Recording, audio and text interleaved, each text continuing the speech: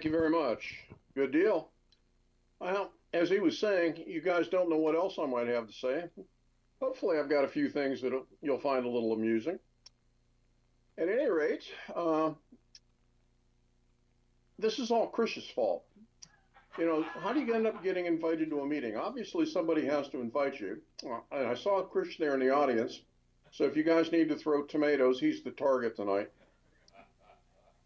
This is not, I can assure you, going to be a geeky science talk that will end up on the pages of some journal. That ain't going to happen. And I couldn't resist borrowing this from Nature. They had a thing on predatory journals, hence the wolf and the sheep. And when you get into your second half of a century in the discipline, I guess you get to be a little irreverent. Anyway, that's the excuse I'm going to use tonight. So here we go. Let's talk for a minute about acronyms. I mean, this is an NMR meeting after all. COSI's been around forever. It's easy to say. Others, like HMBC, are a jumble of consonants. Might be worth noting, though, that HMBC, if you keep track of citations, is probably the most cited NMR paper ever published. Some acronyms are colorful. You might want to be careful about talking about the proton-enhanced nuclear induction of spins experiment. And earlier in 2024, we have the phase incremented steady state experiment. Some others you have to be careful when you pronounce them, like the FUCOP experiment from years ago, probably before some of you were actually doing NMR. Other acronyms have appeared years later and morphed into something else. Ho-ha-ha from add-backs turned into Toxie, which I don't think is nearly as humorous. This time I spent in Michigan, part of it was during the Clinton impeachment trial.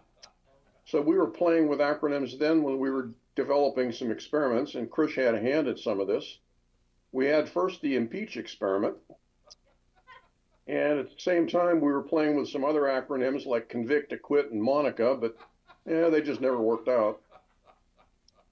A few other acronyms like cigar. Bill Clinton had a predilection for cigars, hence the acronym in this particular case.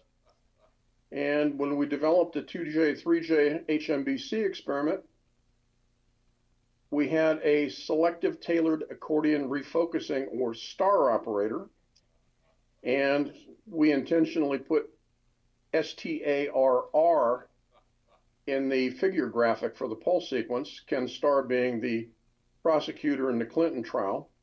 And it was kind of amusing. About 3 years after the paper was published, a director at Pfizer called me up one day and said he found that offensive and we should, remove it. I'm not sure how you remove an acronym from a published paper in journals that have been sent all over the world, but yeah, it was kind of fun. Anyway, enough of the geeky techno mumbo jumbo. Let's change gears and gear. This is about photography after all, so that's where we're going. And I've been doing photography now for longer than I've been doing NMR. I'm probably pushing 65 years of doing photography. I spent a lot of time over the years photographing lighthouses all over the world, nearly 400 of them. And lighthouses, I like to jokingly refer to a lot of photography of them as sunny Sunday photography. People go out with a camera on a nice day and snap a picture with a puffy cumulus cloud in the sky, and you get something like this. Nothing wrong with that. But life gets a whole lot more interesting when you play with the light at different times of the day, like early in the morning or late in the evening. This is a photograph of Cape Hatteras. This was shot in the pre-dawn light. And if you look down in the left corner beside the lighthouse, there's sort of a purplish or bluish tinge. That's actually the shadow of the Earth on the garbage in the atmosphere, which I found kind of interesting.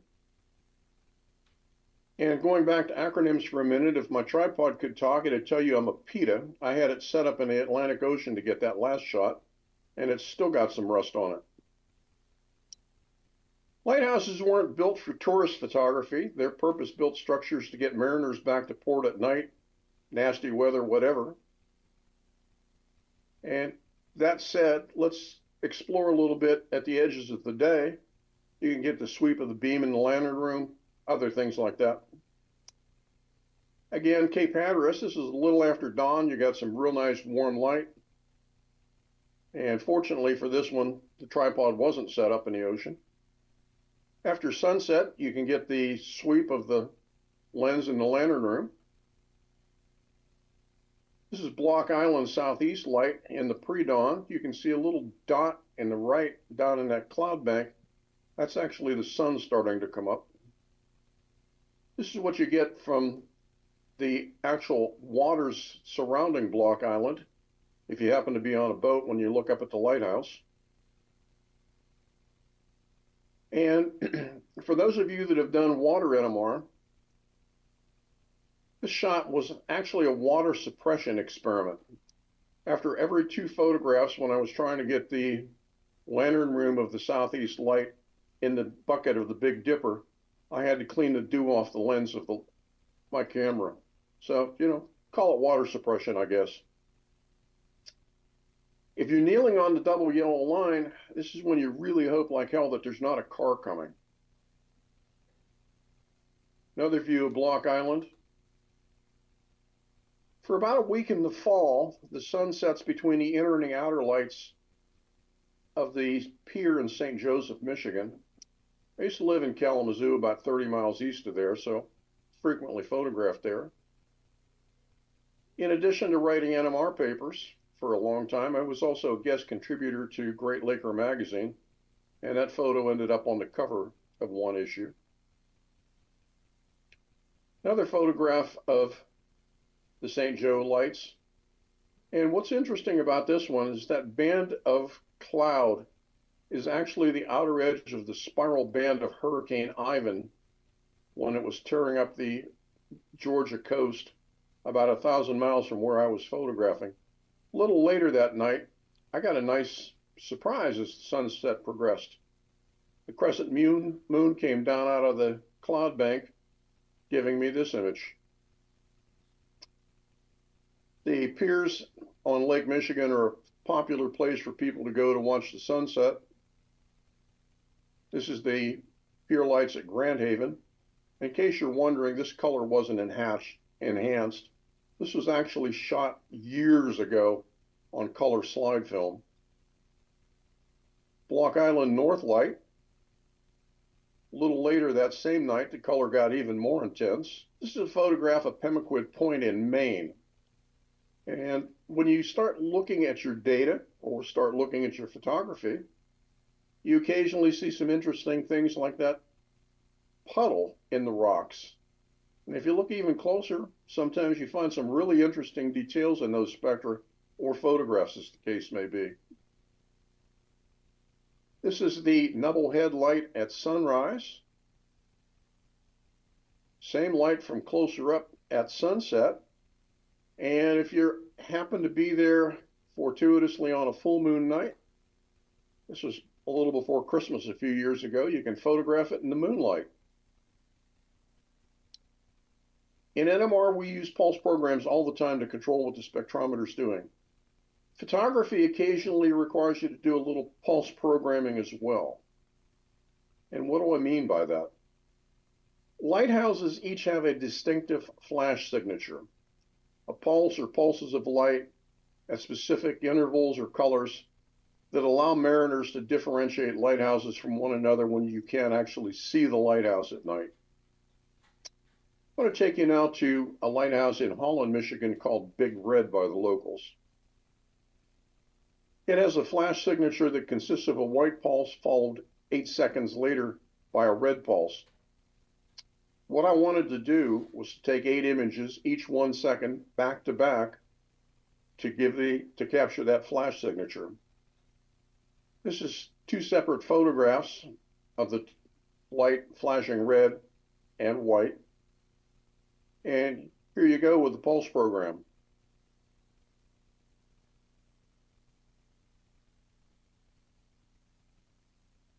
And if you happen to be a mariner, that's what you would see. You'd see a white flash followed 8 seconds later by a red flash, and you'd know that that was Big Red. Another pair of images in the what's called the blue hour by photographers way before dawn. In NMR, we often talk about acquisition times. So for something like an adequate experiment that's been getting some apples thrown at it lately by one of my colleagues who thought it was a misnamed experiment, or inadequate, those are really long experiments. They take a long time to run. Photographically, we think in terms of a fraction of a second. How about an acquisition time, though, from inspiration to realization of 5 years? What I was really after was that reflection of the light coming up in the east off the side of Big Red, the lighthouse, on the wet sand. So it's a question of you have to have clear sky on the east, and there's only about 1 week in the fall and the spring when the light shines straight down the channel to do that. Then you have to have Lake Michigan cooperating with you with just enough wave action to keep the beach wet, but not so much that you can't see the reflection. So that's what took so long. And then when you compare that lighthouse to a ship going out the channel, it's, well, maybe not so Big Red. As Krish could probably tell you, I've probably used strychnine as a model compound in my NMR studies for about 50 publications, but I can assure you that I've photographed Big Red a whole lot more than 50 times. Who was Fresnel? Actually, Fresnel was a French mathematician by the name of Augustin Fresnel, by the way. He was the gentleman responsible for the development of the Fresnel lens that's used in the lantern room of lighthouses around the world. In NMR, we all use a probe. The equivalent of that, of course, is the Fresnel lens in a lighthouse. To see a Fresnel lens, you're going to have to climb a hell of a lot of stairs. This is looking straight up the lighthouse at Absecon, New Jersey. When you finally get up to the top and you're in the lantern room, if you thought your NMR probe was big, compare that to something 8 feet across in the lantern room. These things were originally floated on a bath of mercury because of the weight. They weigh about 2 tons. So if you were going to rotate something that heavy back in the day, they floated them. So there was always mercury abatement involved with lighthouses. The other thing about it, when you finally get up there, you get one hell of a view. It's a beautiful view. In this particular case, it's the undeveloped part of Atlantic City looking out toward the Atlantic Ocean. Let's switch coasts. Let's go right up the coast from where you all are at. This is Pigeon Point on the coast just south of Santa Cruz. There's the lighthouse, and that rock in the foreground on the left is what's known as Prisoner Rock. At low tide, you can actually walk out to Prisoner Rock and explore if you want to. The only problem is, if you're not paying attention to the tide cycle, you can get stuck out there until the tide cycles back out again, hence the name Prisoner Rock. Another view of it when the tide's further in. And you guessed it, another long climb. This is the massive Fresnel lens in the lantern room at Pigeon Point. Once a year in the late fall, I think it's early December if I remember correctly, they light that big Fresnel lens. And it always attracts a slew of people, me included one year when I happened to be out visiting Varian. And what people come for is that view. Pre-dawn, when I'd fly out to Varian from Kalamazoo, I always wake up on East Coast time. So the net result there was if I'm awake at 5 o'clock Pacific time, I'd just drive down the coast, do some photography, drive back up to Palo Alto for breakfast, and then go over to Varian to do whatever I was going to do that day. This is further north. This is the lighthouse at Heceta Head, Oregon. It's a beautiful place. It's actually a bed and breakfast that you can actually stay at if you want. If you're inclined to want to do that, I would suggest booking a room about 6 months in advance. It's another view of that same lighthouse. I was joking about sunny Sunday photography, and on that, I guess I should put my money where my mouth is. That said, welcome to Maelstrom Monday. Living in the Great Lakes, I took great delight in going to the lake on days when most people wouldn't think of going to the lake.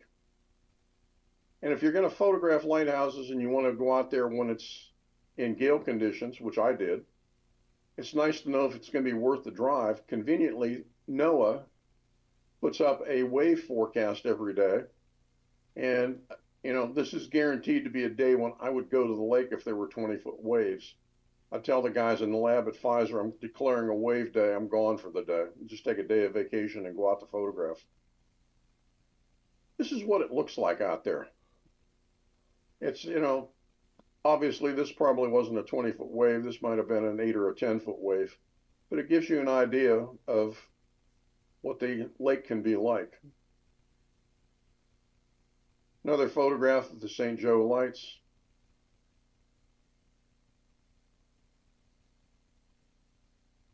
What's interesting about this one is that cloud of spray is approaching 1/4 mile wide, and it can get pretty violent. To put this in perspective, that little round ventilator ball on the top of the inner light is 67 feet off of the water, so you've got a cloud of spray out there 70, 75 feet tall. This is a series of high-speed still photographs at 4 frames a second to give you an idea of what it's like when a wave actually breaks. I want to try to give you a feel for what it's like to be out in a gale, where you're up close to hurricane force winds in the 55 to 65 mile an hour range. Hurricane force is 75 miles an hour. And this next series, it was shot with the camera on a tripod without any image registration in 60 mile an hour winds. And I can guarantee you, I'm not a lightweight, and I was holding the tripod down and it's still getting blown around like that, which is kind of bizarre. When you perform an NMR experiment, when you figure out what's going on,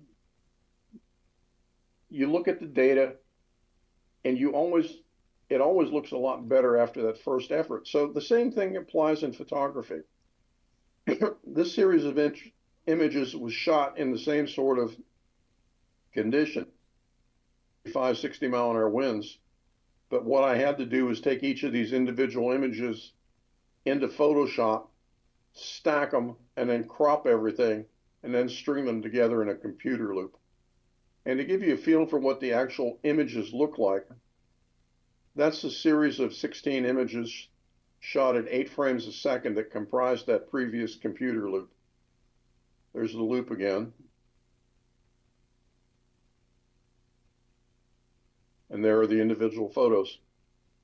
Granted, I could certainly shoot video if I wanted to, but you can't really do much with a video frame in terms of creating enlargements. And I was interested in being able to make 16 by 20 prints if I wanted to. Why not combine storm and sunset photography? Here's one example of that. I've shot literally tens of thousands of wave photos.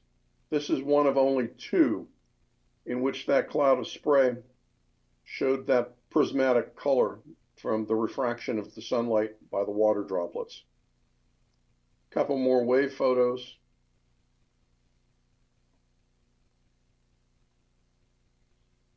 I want you to take a look at this one. Watch the cloud of spray.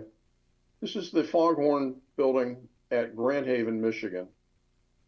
And I don't know whether you're seeing anything in there because it's going by so fast, but I'm going to show one frame, namely this one. And when you look at that frame and look at the spray, I don't know about you, but I certainly think it seems like I'm seeing the face of somebody that may have drowned off that pier in that cloud of spray. And they have warning signs on the pier for people to stay off of them. In Grand Haven, 8 to 10 people a year end up drowning because they get swept off of the pier by waves. We talked about Sunny Sunday. We talked about Maelstrom Monday. How about Frozen Friday? Lake Michigan, if it didn't freeze early, if you'd have a storm with big waves and then a sudden temperature drop overnight, sometimes as much as 50 degrees, that's what led to the formation of these icicles hanging on about a 30-degree angle. It was a balmy 35 below zero that day before the wind chill. Another magazine cover that I shot. This is the coldest I think I was ever out with a camera. It was a delightful 58 below zero with the wind chill. When you were photographing in these conditions, NiCad batteries put out current down to minus 40. I'd get about 2 exposures and then have to change the battery in the camera for a warm one inside my coat pocket. So every 2 photographs, you had to change the battery. This is before the lake froze at Michigan, at St. Joe, Michigan. You can see a lot of ice on the beach in the foreground and on the pier. It's dangerous to go out onto the piers in the dead of winter. For this particular adventure, I was wearing crampons that are used for ice climbing. The ice I was standing on was 7 feet thick on top of the pier by the light. This is an interesting photograph. I was standing on top of an ice dune about 30 feet high. In the dead of winter, because the sun sets so far to the south, I wanted a sunset shot of that outer light. Where I went to was that ice dune that's pointed by the red arrow. So yeah, you know, Chris can certainly confirm this. I am crazy. But that's what I got, and as far as I was concerned, it was worth it. But it's quite like being on a foreign planet or something, or an alien planet. The only sounds out there are the winds and the creak and the groan of the ice under your feet as waves under the ice move back and forth and the ice creaks and groans.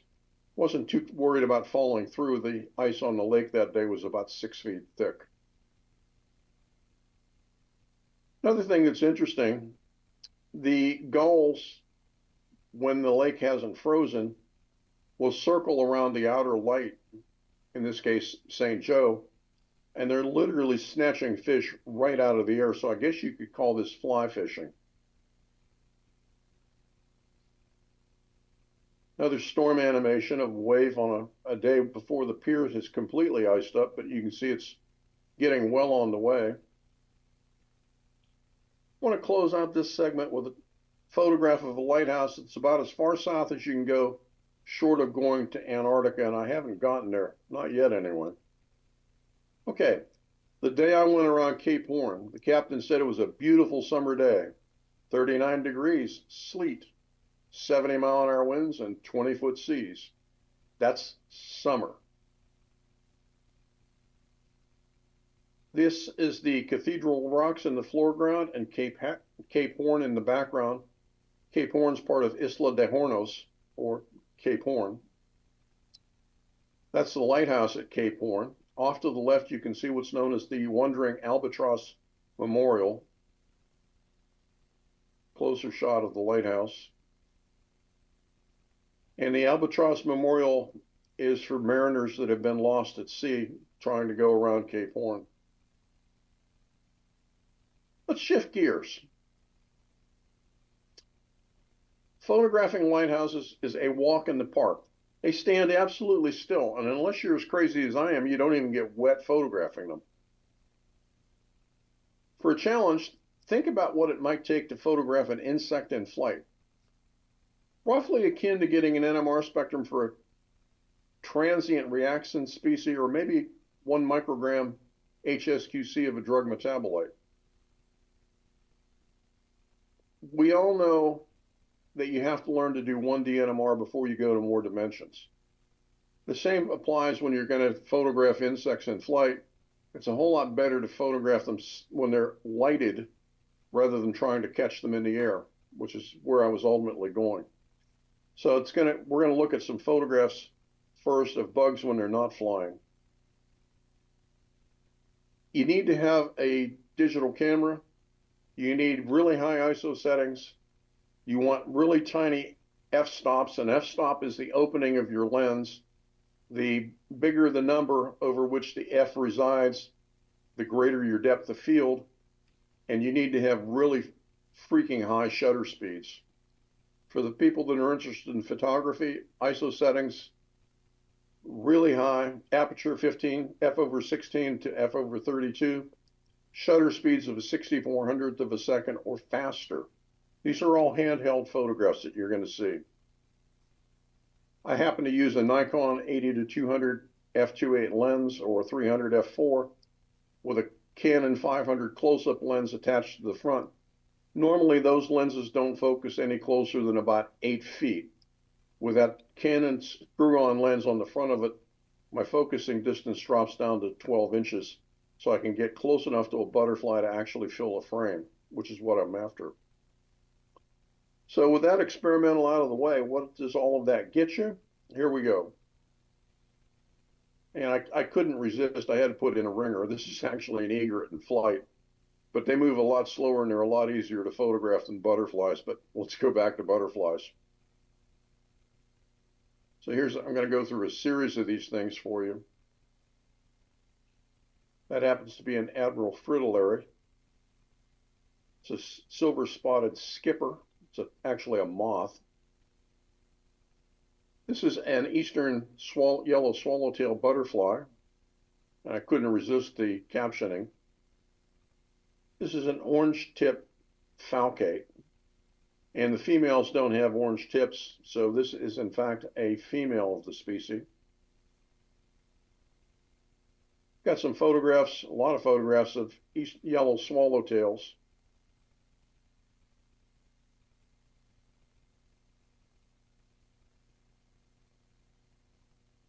And when they're feeding, they're pretty easy to photograph. You can get some really nice photographs. The reason for the extremely high aperture, you can see that the hairs on the creature's body are in focus. The distant wing is pretty much out of focus. You don't have much depth of field to work with when you're doing things this close. Close-up shot of the tail, which is just absolutely gorgeous.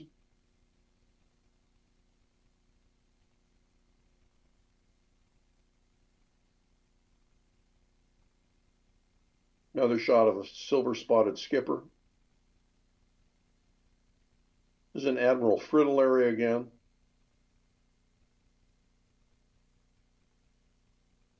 I'm going to show you some photographs of a monarch.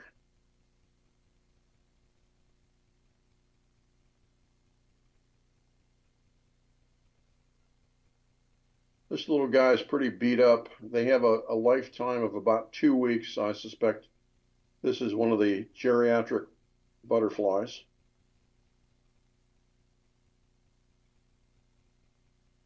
And this is absolutely sheer dumb luck.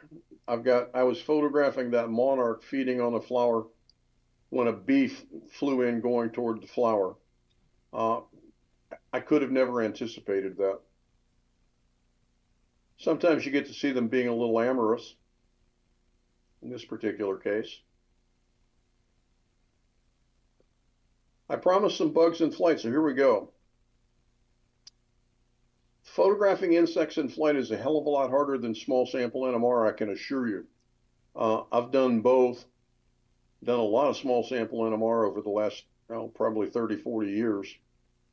And compared to photographing insects in flight, the small sample NMR is a walk in the park. Good luck predicting what an insect's going to do anytime soon, with one exception. And I couldn't resist this. I saw this online the other day and just had to stick it in. I don't know whether I'm crazy enough to hit the accelerator to try that one, but anyway, somebody thought it was kind of funny. Anyway, This is a silver-spotted skipper coming in actually to land to feed on that flower on the left. Clearwing hummingbird hawk moths are the exception in terms of being predictable. They're fairly large insects, and they do tend to fly pretty much in a straight line, headed for a flower. Butterflies, in contrast, are all over the place. Hummingbird hawk moths seem to have a purpose, namely feeding. They're predictable in that regard, which makes them an easy subject to learn with. Again, you set up the camera, you set the ISO, the shutter speed, and all that stuff. And what you get is something like this. This is a hummingbird hawk moth coming in to feed on that flower to the left. And you can see his proboscis has already started to unroll. Like a hummingbird, this particular type of moth never lands. They literally hover. So to even begin to freeze their wings, you need to have extremely high shutter speeds. And the reason that they're called clearwing, you'll notice here that you can see the pink from the flower through the clear panels in the creature's wings.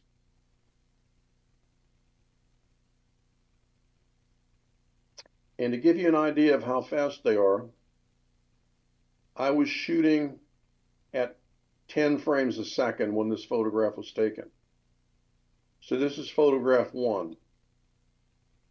A tenth of a second later, the proboscis is out of the flower, and that little guy's getting ready to leave.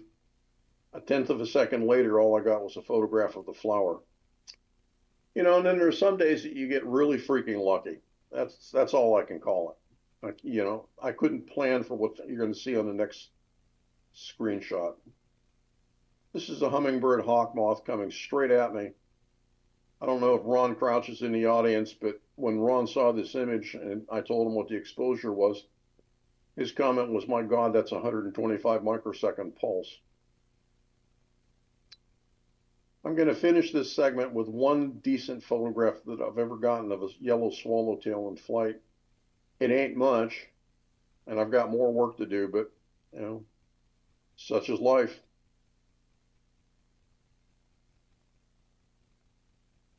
I'm going to change gears. I'm going to take you out literally in my backyard. I only live about 30 miles from New York City. My home is up on what's known as the Watchung Ridge on 2 wooded acres, and the local wildlife are nice enough to occasionally let me photograph them. This is one of the shots of a pair of fawns that Eric wanted to use for one of the flyers for this talk. Same 2 babies taking it easy in the yard one day. That was actually Mama.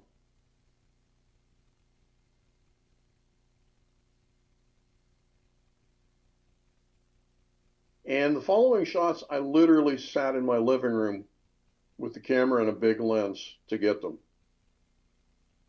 Have a lot of fox in the area.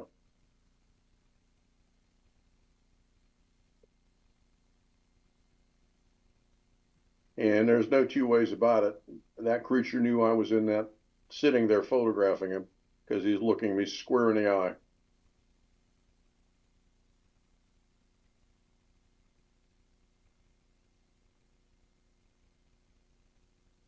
And yeah, there's nothing like a good scratch in the morning, I guess, is the only caption you could put on this.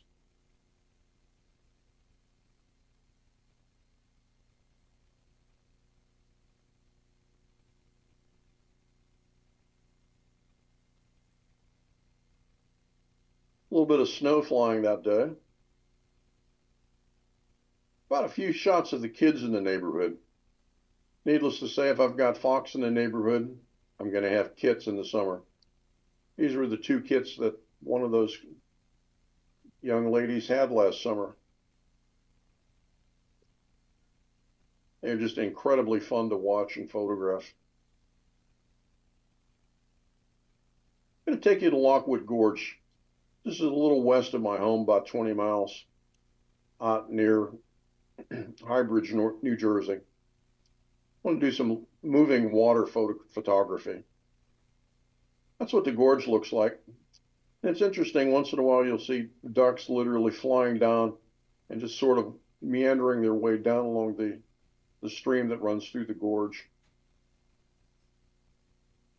These photographs that follow were shot in broad daylight with exposure times in the range of 4 to 10 seconds. And the way you do that is with something called a variable neutral density filter. You set the camera for the lowest ISO setting you can, and then dial it back until the light level looking through the viewfinder is almost black. And you can't begin to do this with your cell phone. This is going to require a camera on a tripod. But it gives you this sort of silky look to the flowing water. Occasionally you get some beautiful colors.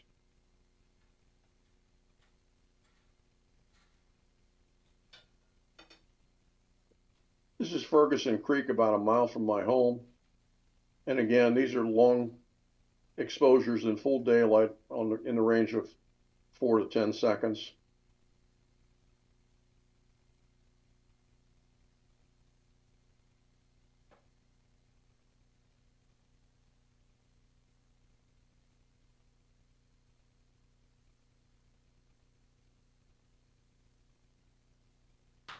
Let's think for a minute about light reflecting from the surrounding hillside. What I'm going to show you first is a photograph of the creek with green reflecting from the leafy canopy from the trees. And the second one is one with when the leaves are down in the wintertime. And what you're getting is light reflecting off the fallen leaves that are sort of brown to gold on the surrounding hillside. So there's one of the little pools that's green from the reflected light. And in the dead of winter, that's what you get. You get that beautiful gold color on the water. How about some crepuscular rays? Crepuscular rays are the beams of light that you sometimes see streaming through a gap in the clouds. And what I'm going to say about the following photographs is most of these were shot when I was out walking my dog in the evening with my cell phone. And you can clearly see the beams streaming through the gap in the clouds.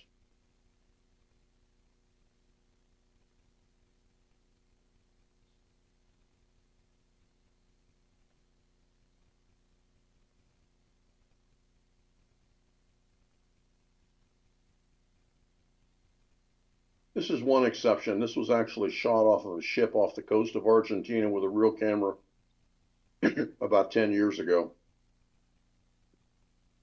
I want to introduce you to something called Rayleigh scatter.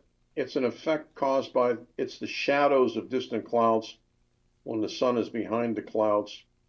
It's not real commonly seen on the ground, but this photograph, I mean, if you don't have any trouble distinguishing the shadows in this particular image from that cloud bank that's a little below the center of the frame.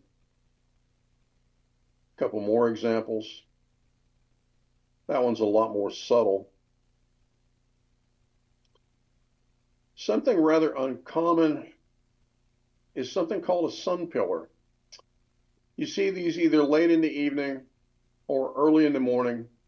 When the sun is shining from below the horizon, you get sunlight going through the atmosphere, picking up color. And what you need to actually see this is ice crystals in the upper atmosphere that are flat hexagonal plates rather than snowflake type ice crystals that you would normally have. But the effect is pretty spectacular. It literally looks like a colored searchlight going up into the heavens like that.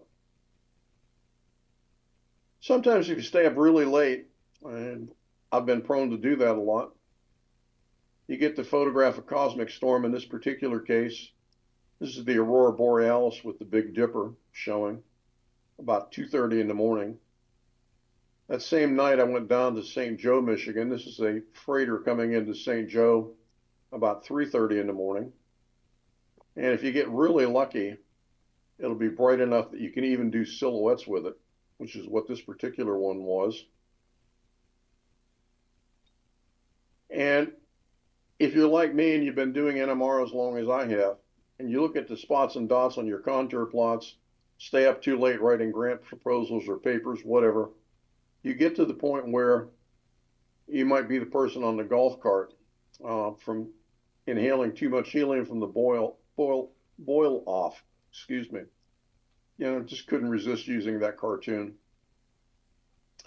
You also start seeing photo ops in the strangest places, like mud puddles.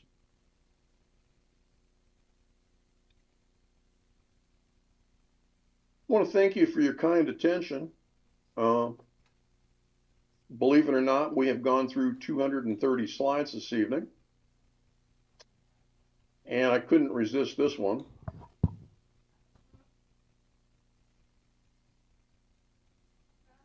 And I do have to say that corporate America never would have allowed me to include that last animation. So in a lot of respects, it's nice to be retired. Couldn't resist borrowing this one either. That's not my photograph and it's not my camera, but I thought since I was photographing foxes, that was pretty good. This is, however, me photographing the lighthouse at Point Bonita on one of my trips to Varian at the mouth of San Francisco Bay. This was taken by a friend of mine, Bill Taylor. This is a photograph of me taken by a friend of mine, another friend of mine, Lynn Jackson Sack, in Lockwood Gorge. I'm going to close with a splash. This is the lighthouse at South Haven, Michigan. And I want to thank John Webb and all the folks that brought you Ivan Hours. Gary, really nice. And there's the last slide. Gary, that was really fantastic. I did not bring my cigar with me. Ken Starr was not in the audience. I did bring the aforementioned appendage with me. God help. And Krish will likely be indicted. Gary, that was absolutely fantastic. Eric, can you bring up an image of Gary right now? Gary, can you turn the slideshow off and yep. show your pretty face, please? There you go. I have no words. Fantastic. Fantastic. Unbelievable pictures. With regard to the, you had a lot of Great Lakes stuff going on there. God bless the crew of the Edmund Fitzgerald. And just absolutely wonderful, Gary. We appreciate all that you've done. We appreciate your involvement with the Ivan Group. One more round of applause for Gary.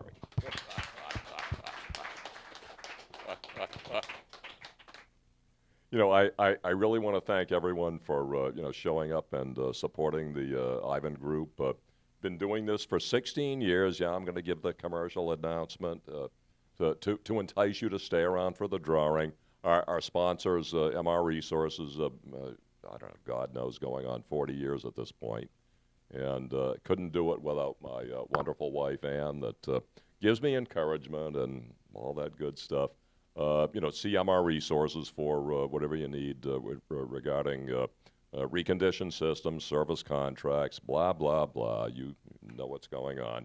Q and Instruments, 400, 500, whatever. Did you guys all have a good time tonight? I will say one thing in all seriousness, with regard to the commercial message, if you can see your way clear to do business with the smaller independent companies like MR Resources and Q1 Instruments, as opposed to the big corporations, wherever possible, it would be greatly appreciated. And we thank you for joining us today.